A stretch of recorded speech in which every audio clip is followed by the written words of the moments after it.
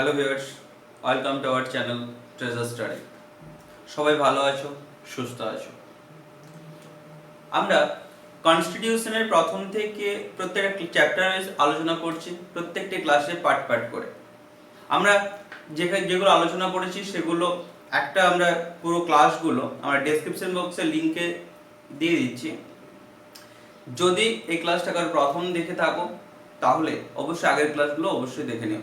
আজকে আমরা আলোচনা করব ভাইস প্রেসিডেন্ট অফ ইন্ডিয়া, আমাদের ভারতের উপরাষ্ট্রপতি সম্পর্কে। ভাইস প্রেসিডেন্ট অফ ইন্ডিয়া, তাহলে এই যে আমাদের ভাইস প্রেসিডেন্টের পদটি, এই ভাইস প্রেসিডেন্ট হলো আমাদের second highest officer of the country. কি সেকেন্ড হাইয়েস্ট অফিসার,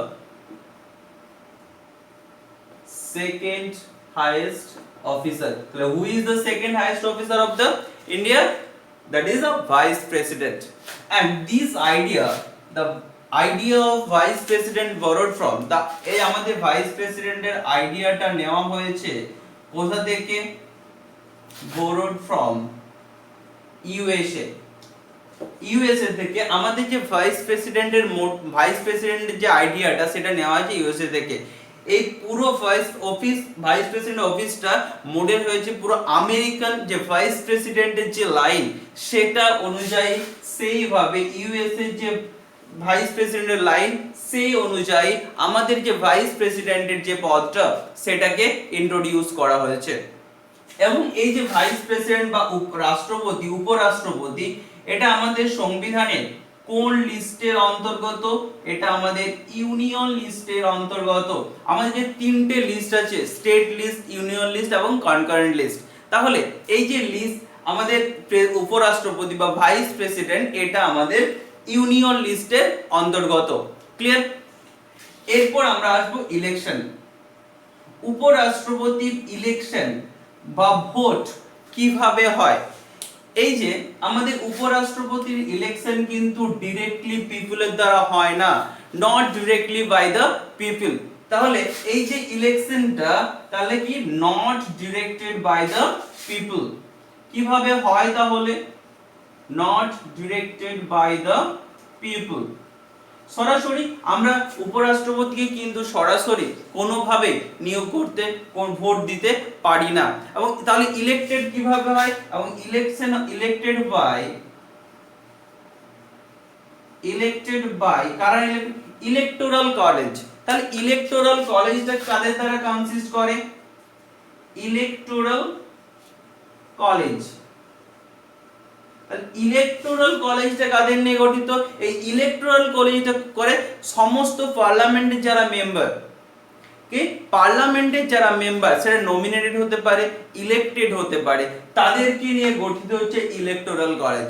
তাহলে কি এই যে ইলেকটোরাল কলেজটা কনসিস্ট অফ কি all the member of parliament that are elected or nominated. আমরা রাষ্ট্রপতির ক্ষেত্রে পেয়েছিলাম শুধুমাত্র ইলেক্টেড মেম্বার অফ পার্লামেন্ট। তাহলে রাষ্ট্রপতির সাথে উপরাষ্ট্রপতির ডিফারেন্সটা কোথায়?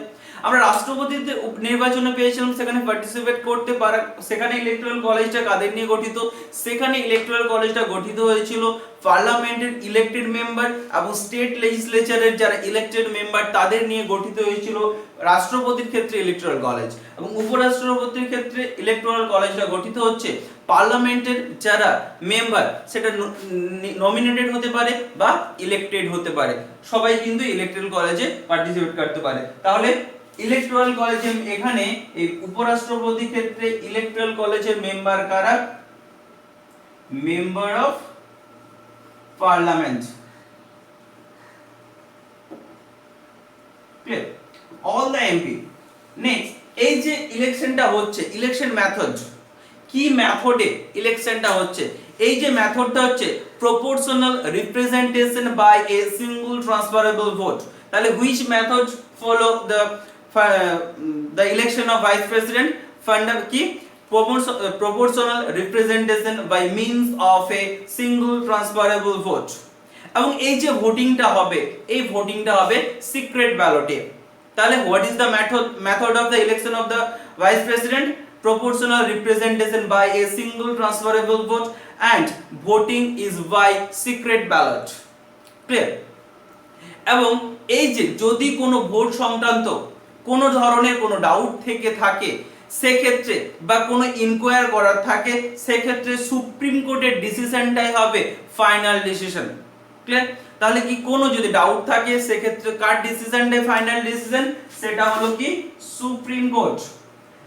এন্ড এখানে আরেকটা জিনিস মনে রাখতে হবে যেটা আমরা সবাই পরীক্ষাতে ভুল করার সম্ভাবনা কিন্তু প্রবল হয়ে থাকে, যেটা হলো এই যে ভাইস প্রেসিডেন্টের নির্বাচন এটা কারা কন্ডাক্ট করে, কারা ভাইস প্রেসিডেন্টের নির্বাচন কন্ডাক্ট করে কারা, EC, election commission of India. তাহলে কি who conducted the election of vice president, election commission.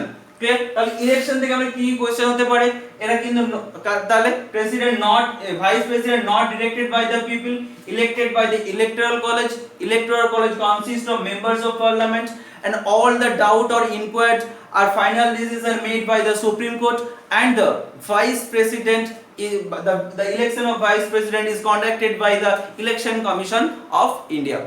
Clear? তাহলে এই গেল আমাদের ভাইস প্রেসিডেন্টের ইলেকশন। এরপর আমরা যেটা আসব, রাষ্ট্রপতি হতে গেলে কোয়ালিফিকেশন কি লাগে।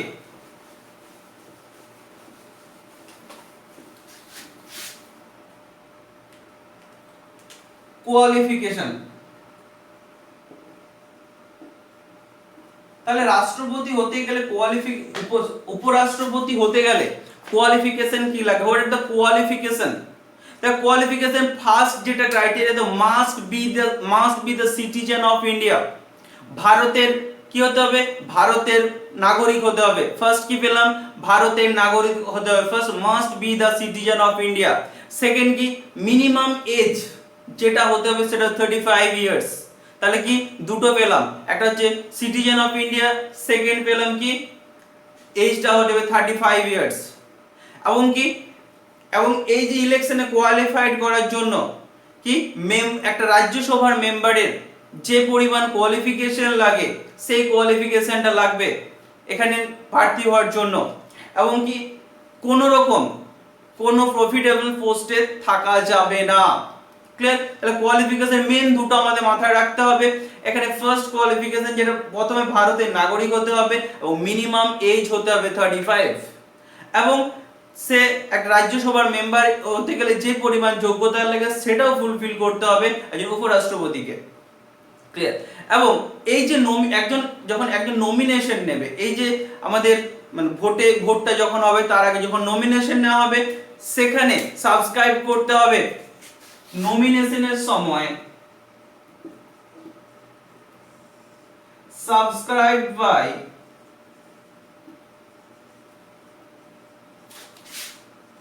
এখানে 20 ইলেক্টরস 20 জন ইলেক্টরকে লাগবে কি হিসেবে, প্রপোজার হিসেবে লাগবে, প্রস্তাবক হিসেবে লাগবে 20 জন ইলেক্টরস কে এবং 20 ইলেক্টরস অ্যাজ সেকেন্ডারস। তাহলে 20 জন ইলেক্টরস লাগবে প্রপোজার হিসেবে এবং 20 জন ইলেক্টরস লাগবে সেকেন্ডারস হিসেবে। ক্লিয়ার? এবং এই যে যখন নমিনেশন করার 15,000 টাকা কি করতে হবে, আরবিআই এর কাছে জমা রাখতে হবে। কি করতে হবে, 15,000 টাকা সিকিউরিটি ডিপোজিট করতে হবে কার কাছে, সিকিউরিটি ডিপোজিট করতে হবে আরবিআই এর কাছে। ক্লিয়ার? তাহলে নমিনেশনের জন্য কতজন লাগবে, 20 জন প্রপোজাল লাগবে, 20 জন সেকেন্ডারস লাগবে এবং নমিনেশনের 15,000 টাকা আরবিআই এর কাছে সিকিউরিটি ডিপোজিট রাখতে হবে। কোয়ালিফিকেশন কি পেলাম, 35 ইয়ার্স এজ হতে হবে এবং কি ভারতের নাগরিক হতে হবে এবং একজন রাজ্যসভার মেম্বারের যে পরিমাণ যোগ্যতা লাগে সেই পরিমাণ যোগ্যতা থাকতে হবে এবং কোনো প্রফিটেবল পোস্টে থাকা যাবে না। ক্লিয়ার? নেক্সট আসবো কন্ডিশন অফ দ্য অফিস।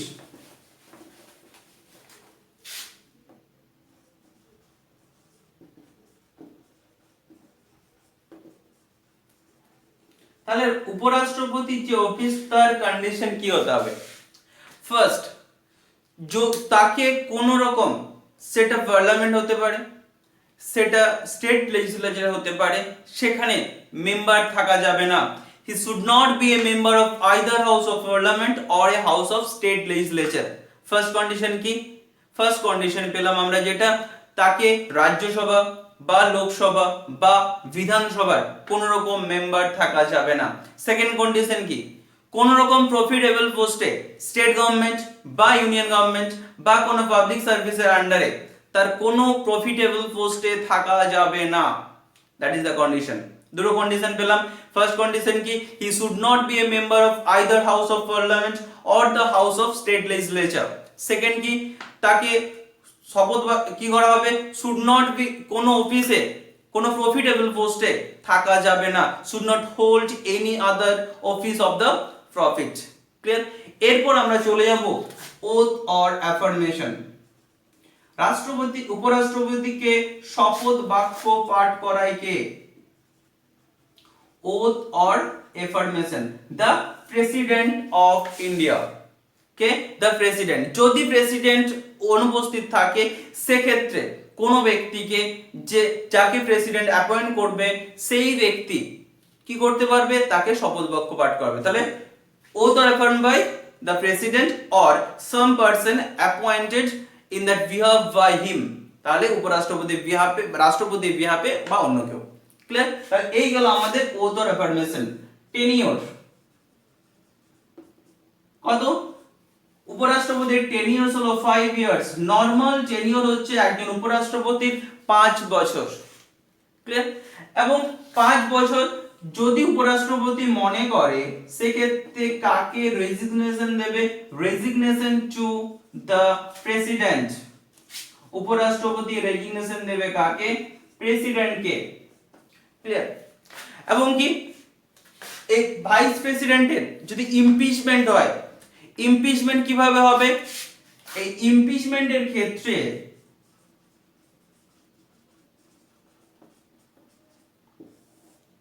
ইমপিচমেন্টের ক্ষেত্রে পার্টিসিপেট করবে কারা? ইমপিচমেন্টের ক্ষেত্রে শুধুমাত্র পার্টিসিপেট করবে রাজ্যসভার মেম্বাররা। প্রথমে কি করা হবে? কিভাবে ইমপিচমেন্ট আনা হবে? প্রথমে একটা রেজলিউশন আনা হবে, রাজ্যসভাতে সেটা পাস হবে সিম্পল মেজরিটি দ্বারা, এবং তারপর সেটা সমস্ত যে লোকসভার মেম্বাররা, মেজরিটি মেম্বার সেটাকে সম্মতি প্রদান করবে, তারপর রাষ্ট্রপতির ইমপিচ হবে। তাহলে কি ইমপিচ শুধুমাত্র কোথায় হতে পারে? Impeached only in the Rajya Sabha. Clear? Next আসবো ভ্যাকেন্ট। কি কি ভাবে বা কি কি উপায়ে উপরাষ্ট্রপতি পদটা ভ্যাকেন্ট হতে পারে?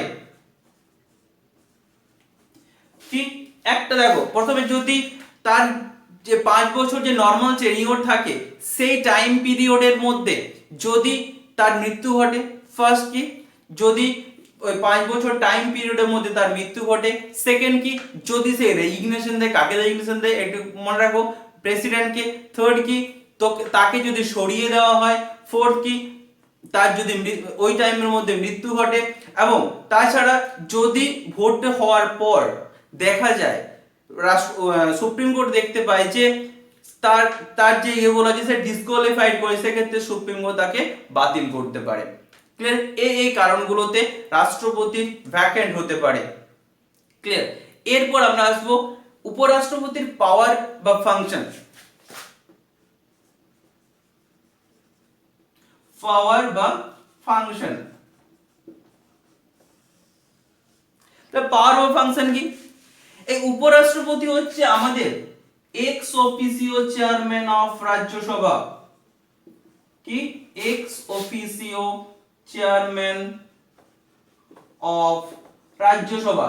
রাজ্যসভা এক্স অফিসিও চেয়ারম্যান বলতে কি, যেখানে একটা স্পিকারের যেরকম পাওয়ার থাকে লোকসভাতে, সেরকম রাজ্যসভাতে একজন ex officio chairman, vice president সে সভা পরিচালনা করে। তো লোকসভায় স্পিকারের পাওয়ার সমান হচ্ছে vice ex officio chairman of Rajya Sabha. Clear? এবং সেকেন্ড কি তার কাজ কি, যখন কখনো যদি প্রেসিডেন্টের পদটা ফাঁকা থাকে সেই ক্ষেত্রে ভাইস প্রেসিডেন্টের কাজগুলো পুরো দেখাশোনা করে এবং প্রেসিডেন্টের দায়িত্ব নেয়। তাহলে কি ফার্স্ট কি এক্স অফিসিও চেয়ারম্যান রাজ্যসভা, এবং সেকেন্ড কি he act as the president fine the vacancy occurring in the office of the president. Clear? যদি ধরো প্রেসিডেন্টের পদটা ভ্যাকেন্ট থাকে, তাহলে ম্যাক্সিমাম কতদিন এই প্রেসিডেন্টের পদটা ভ্যাকেন্ট থাকতে পারে? তাহলে ভাইস প্রেসিডেন্ট ম্যাক্সিমাম 6 মাস প্রেসিডেন্টের পদটা ধরে রাখতে পারে, পদে থাকতে পারে। তাহলে কি vice president act as president only for a maximum period of 6 months. তাহলে কতদিন ম্যাক্সিমাম পিরিয়ড কতদিন হবে?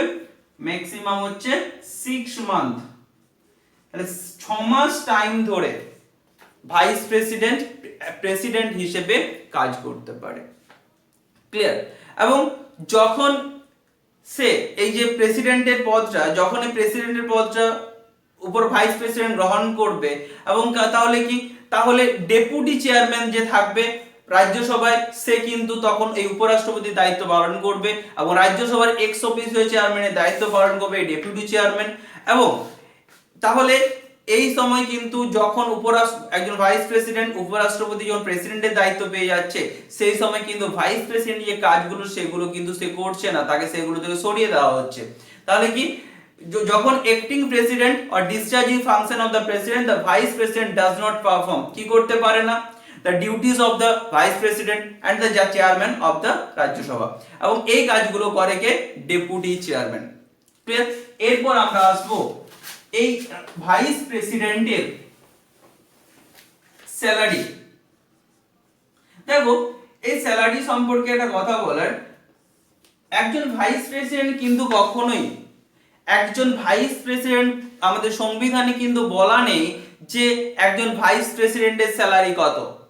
কি এখানে কি বলা আছে? এখানে কিন্তু স্যালারিটা দেওয়া হয় x officio chairman of Rajya Sabha হিসেবে। তাহলে কি, the constitution has not fixed any emoluments for the vice president, vice প্রেসিডেন্টের জন্য কোনো রকম কোনো ফিক্সড এমলুমেন্টস কিন্তু নেই। সে স্যালারিটা পায় একজন রাজ্যসভার এক্স অফিসিও চেয়ারম্যান হিসেবে। সেই স্যালারিটা কত? 4 লাখ, 4 লাখ স্যালারি পায় রাজ্যসভার এক্স চেয়ারম্যান, কি এক্স অফিসিও চেয়ারম্যান হিসেবে। এবং এই সময় যদি একজন ভাইস প্রেসিডেন্ট কিন্তু যখন প্রেসিডেন্টের যদি দায়িত্ব নেয়, সেক্ষেত্রে সে কিন্তু স্যালারি পাবে প্রেসিডেন্টের মতো, সে কিন্তু তার যে অ্যালায়েন্স গুলো ভাইস প্রেসিডেন্ট হিসেবে সেগুলো পাবে না। ক্লিয়ার? এবং স্যালারিটা কোথা থেকে ড্র করে? Draw salary consolidated fund of India, consolidated fund of India থেকে সে কিন্তু স্যালারিটা ড্র করে।